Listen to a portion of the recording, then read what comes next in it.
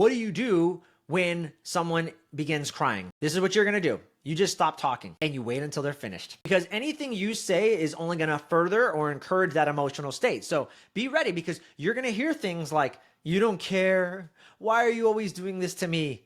And I need you guys to resist that urge to want to console them or respond to anything that they are saying.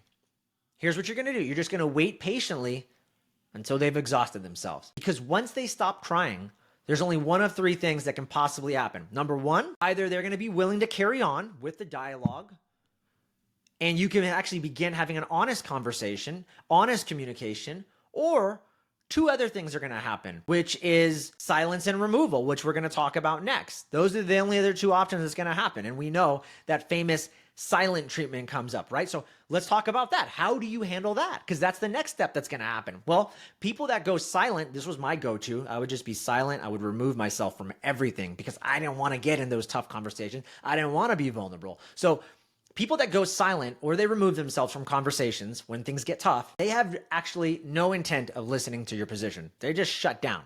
So if they do re-engage you, it's because they're actually expecting your terms to change due to the validation vacuum that's been created. And so I'm going to talk about what does this validation vacuum mean in a second, but you do not want to allow them to do that.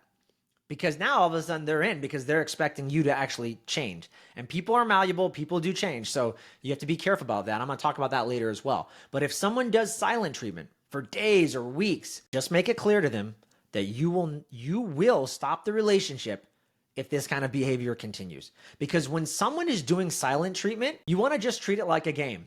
Okay? Don't address your frustration with their silence. It's only going to embolden them, and they know now they're winning, and they're going to keep the silent treatment going. But here's the cool thing. Silent treatment is actually, it's one of the easiest frames or forms for us to change. So that's a good thing.